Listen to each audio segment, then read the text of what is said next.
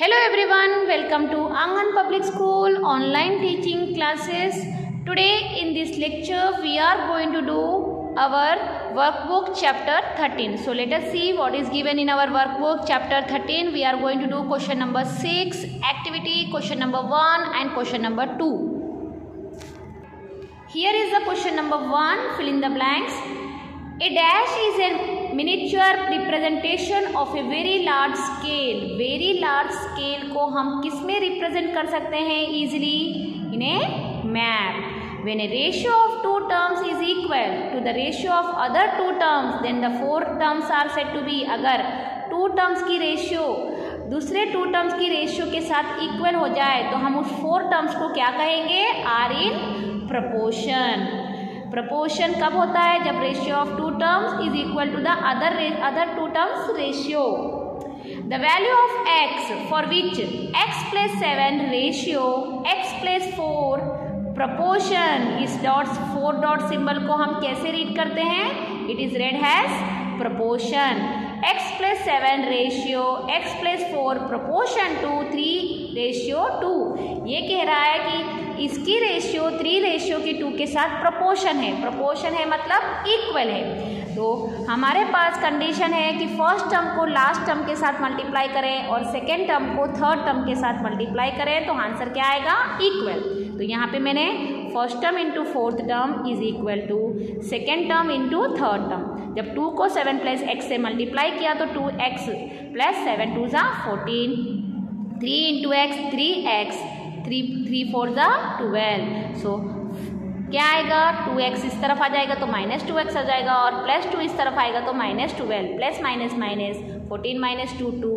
3x minus 2x is x. The answer is 2. The ratio of 16 and 24 is. जब आप 16 और 24 का ratio find out करेंगे तो क्या आएगा? 2:3 क्योंकि 16 अपॉन 24 16 upon 24, 8 3 ज़ा 24, 8 2 ज़ा 16.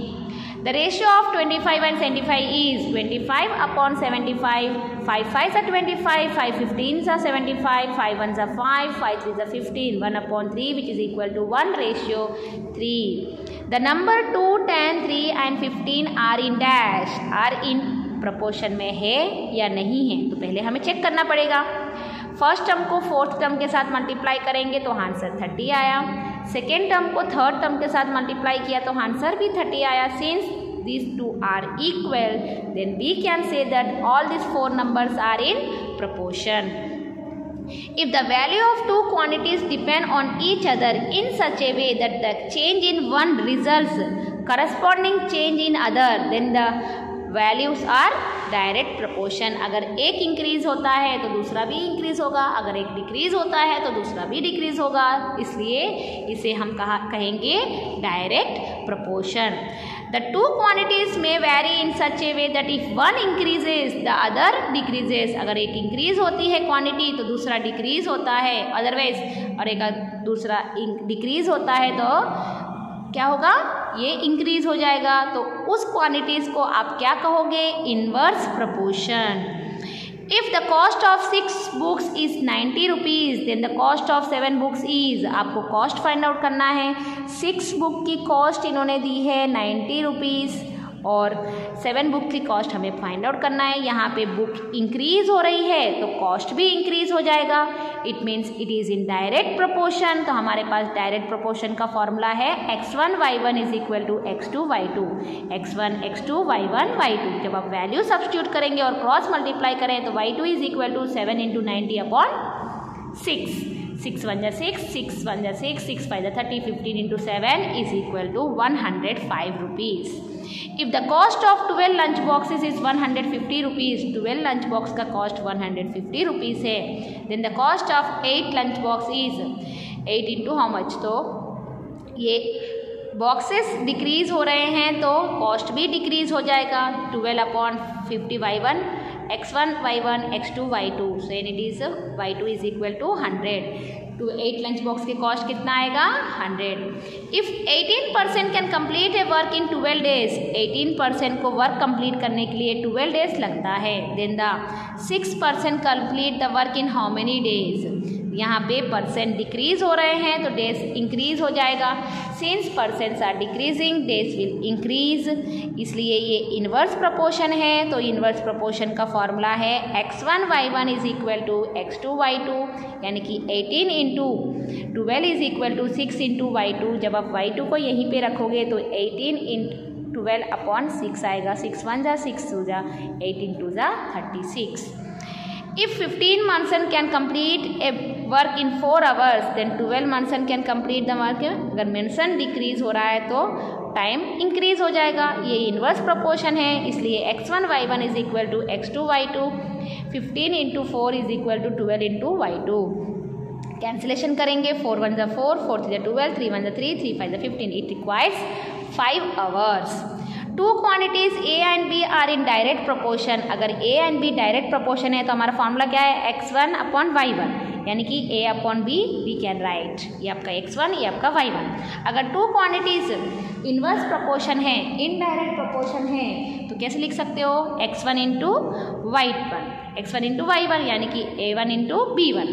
Okay, the ratio of ₹2 and 2 months. देखिए यहाँ पे आपको रेशियो ऑफ 2 मंथ्स के साथ करना है, लेकिन हमारे पास कंडीशन है कि रेशियो फाइंड आउट करना होता है तो कंपलसरी यूनिट कैसी होनी चाहिए, इक्वल। और यहाँ पे यूनिट इक्वल नहीं है, एक यूनिट रुपीस में दी हुई है, दूसरी यूनिट मंथ में। So the ratio is not defined. This is the question number 1। अब क्वेश्चन नंबर 2 देखिए, let x vary directly has y square. ये कह रहा है x की वैल्यू जो है वाई स्क्वेयर के साथ है, यानी कि पहले हम क्या करेंगे, यहाँ पे जो वैल्यूज आपको दी है x1 y1 x2 y2 x2 की वैल्यू फाइंड आउट करनी है, लेकिन उससे पहले आपको y स्क्वायर करना पड़ेगा। तो y का स्क्वायर हो जाएगा 9, 5 का स्क्वायर हो जाएगा 25। अब इट इज़ डायरेक्ट प्रोपोर्शन, इन्होंने खुद दिया है कि वो डायरेक्ट प्रोपोर्शन है, तो फॉर्मूला है x1 y1 is equal to x2 y2। x1 की वैल्यू क्या है 2, y1 की वैल्यू क्या है 9, 2 upon 9 is equal to x2 की वैल्यू मुझे नहीं पता और y2 की वैल्यू है 25। जब आप क्रॉस मल्टीप्लाई करेंगे तो आंसर आएगा 50 upon 9। If xy is equal to 10 then x and y vary dash. ये कह रहा है कि xy इक्वल टू 10 है तो वो दोनों मल्टीप्लाई हो रहा है, तो वो उसकी वैल्यू है inverse proportion. Okay, next the ratio of 14 metres and 14 litre is. अब देखिए यहाँ पे यूनिट मीटर में है, यहाँ पे यूनिट लीटर में है। ना तो आप मीटर को लीटर में चेंज कर पाओगे, ना तो लीटर को मीटर में चेंज कर पाओगे।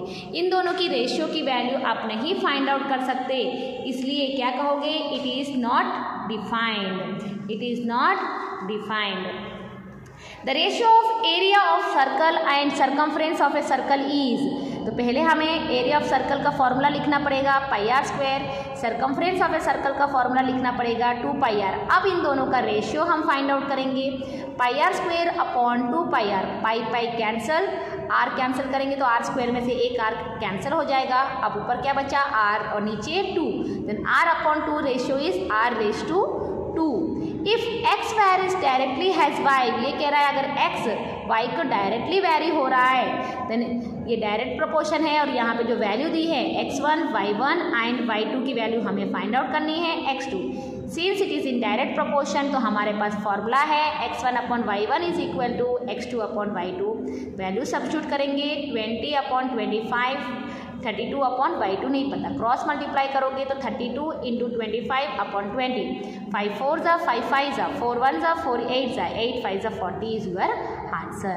If x varies inversely has y, x1 y1 600 then x2 is equal to how much, sorry y2 is equal to how much, then x2 is 400। ये इन्वर्स प्रोपोर्शन है तो इन्वर्स प्रोपोर्शन का formula है x1 y1 is equal to x2 y2। 20 into 600 is equal to 400 into y2। जब आप इसे cross multiply करेंगे तो 20 इंटू 600 अपॉन 400, 2 2 0 कैंसर, फिर 4 1 जा 4, 4 5 जा 20, 6 5 जा 30 is your answer. If x and y are in direct proportion then formula है x1 upon y1 is equal to x2 upon y2। If x and y are inverse proportion we have the formula x1 y1 is equal to x2 y2।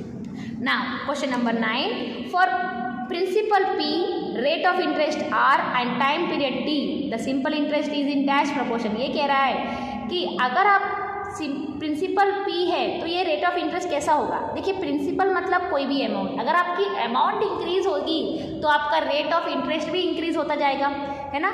अगर amount decrease होगी तो amount के साथ interest भी कम होता जाएगा। तो ये दोनों डायरेक्ट प्रोपोर्शन में है, इसलिए आंसर आएगा direct. If the length of a side of a square is L then its perimeter is dash proportion. ये कह रहा है स्क्वायर की लेंथ को अगर आप इंक्रीज करो तो उसका जो पेरीमीटर होता है उसकी वैल्यू इंक्रीज होगी या डिक्रीज। एग्जाम्पल देखिए, अगर मैंने साइड 4 सेंटीमीटर ले लिया है तो इसका पेरीमीटर कितना आएगा 16।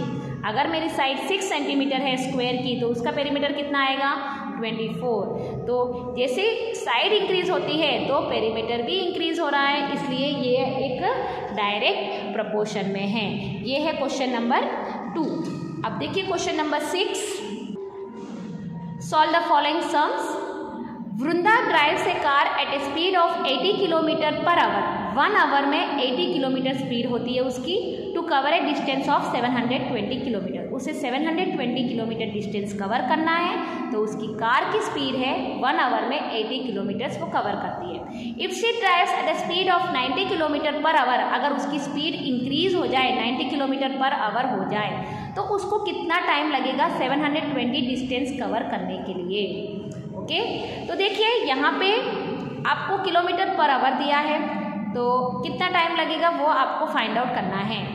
हमें आंसर टाइम में देना है, तो पहले क्या है, given 80 kilometre per hour, 1 hour में 80 किलोमीटर डिस्टेंस कवर करती है, तो उसे पूरा 720 किलोमीटर डिस्टेंस कवर करने के लिए कितना टाइम लगेगा।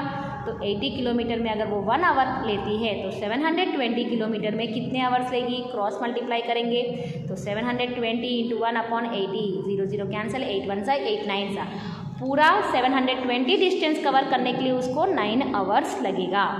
तो ये है। अब दूसरे कंडीशन में दिया है कि 90 किलोमीटर होगा अगर 1 आवर में, तो 720 डिस्टेंस कवर करने के लिए उसको कितना टाइम लगेगा, 90 kilometre in 1 hour, then 720 distance cover करने के लिए उसको कितना टाइम लगेगा, तो 8 आवर लगेगा। Okay, now see the question number 2। A machine in A soft drink factory is 960 bottles in 8 hours. Soft drink battery में फैक्ट्री में मशीन 960 बॉटल्स को मैन्युफैक्चर करता है 8 आवर्स में, तो 5 आवर्स में वो कितनी बॉटल्स को मैन्युफैक्चर करेगा। It's your homework. When a length of the ship is, आपकी शिप की लेंथ 25 मीटर है और उसकी मास्ट की हाइट 15 मीटर है। What will be the mast height, अगर मास्ट की हाइट कितनी होगी अगर शिप की लेंथ 20 मीटर है। It is also your homework. Now question number 4 में करवा देती हूँ। देखिए क्या दिया है। Vishwa drives to cover a distance of 800 kilometres at a speed of 80 kilometre per hour. 1 hour में 80 किलोमीटर डिस्टेंस वो कवर करती है। Okay, what should be the speed required to reach the destination before 2 hours. और ये चाहता है कि अब देखिए 1 आवर में 80 किलोमीटर है तो 800 किलोमीटर डिस्टेंस कवर करने के लिए उसको कितना टाइम लगेगा वो पहले हमें पता होना चाहिए। फिर उसके बाद हमें ये फाइंड आउट करना है कि उसकी स्पीड कितनी होगी अगर वो 2 आवर्स पहले जाना चाहता है। तो पहले 80 किलोमीटर में 1 आवर में 80 किलोमीटर डिस्टेंस कवर होता है, तो 800 किलोमीटर डिस्टेंस कितने आवर में कंप्लीट होगा। ओके ना, तो 800 इंटू 1/80 10 आवर्स में, उसको पूरे 10 आवर्स लगेंगे अगर उसकी स्पीड 80 किलोमीटर पर आवर रही तो। लेकिन वो चाहता है कि 2 आवर्स अर्ली चला जाए। 2 आवर अर्ली मतलब 10 आवर में से 2 आवर्स को माइनस कर दें तो 8 आवर। अब आपको 8 आवर में 800 किलोमीटर डिस्टेंस को कवर करना है, तो आपकी स्पीड कितनी होनी चाहिए। 8 आवर में 800 डिस्टेंस को कवर करना है तो 1 आवर में उसकी स्पीड कितनी होनी चाहिए। क्रॉस मल्टीप्लाई करेंगे तो 8 इंटू 1/8, तो 8 1 सा 800। इट मीन्स उसकी स्पीड होनी चाहिए 100 किलोमीटर पर आवर। 1 आवर में 1 आवर में उसको 100 किलोमीटर डिस्टेंस कवर करना है। Question number 5 is your homework. If there are 8 spokes in a wheel, the angle formed between the pair of consecutive spoke is 45 degree. 8 spokes के बीच में angle होती है 45 डिग्री, तो 12 स्पोक्स के बीच में कितनी एंगल होगी वो आपको फाइंड आउट करना है। Question number 6, 39 machine can complete the work in 12 days. Then how many days are required to complete by the 52 mission. अगर 52 मिशन है तो कितने दिन में वर्क कंप्लीट हो जाएगा। Next is the question number 7। A farmer has enough food for 20 animals. 20 animals के लिए उसके पास 6 डेज का फूड है। अगर एनिमल्स 10 मोर एनिमल्स इंक्रीज हो जाए, यानी कि हो जाएंगे 30 एनिमल्स। 30 एनिमल्स में उसके पास जो फूड है वो कितनी दिन तक चलेगा, वो आपको फाइंड आउट करना है। क्वेश्चन नंबर एक्टिविटी में 1, if Manan takes 7 hours to cover a distance of 525 kilometre, तो 9 आवर्स में वो कितना डिस्टेंस कवर करेगा। Janice drives to cover a distance of 900 kilometre at 75 kilometre per hour, तो अगर उसकी स्पीड 100 किलोमीटर पर आवर हो जाए तो how much time he saves to cover the distance, तो वो कितने टाइम में डिस्टेंस को कवर करेगा। ये question same has question number 4 की तरह जो अभी मैंने आपको एक्सप्लेन किया है। You can refer question number 4, आपको क्वेश्चन नंबर 4 रेफर कर लेना है, ठीक है। अब क्वेश्चन नंबर 3 देखिए, Jeel takes 36 days to complete a work of 12 hours. तो उस अगर 8 आवर में वर्क कंप्लीट करना है, 8 आवर में वो काम करेगी, 1 डे में 8 आवर वर्क वो करती है, तो उसको पूरे कितने दिन लगेंगे पर्टिकुलर वर्क को कंप्लीट करने में। तो ये सारा आपका होमवर्क है। I hope you all will do the homework. We will meet in the next lecture. Until that take care everyone, stay at home.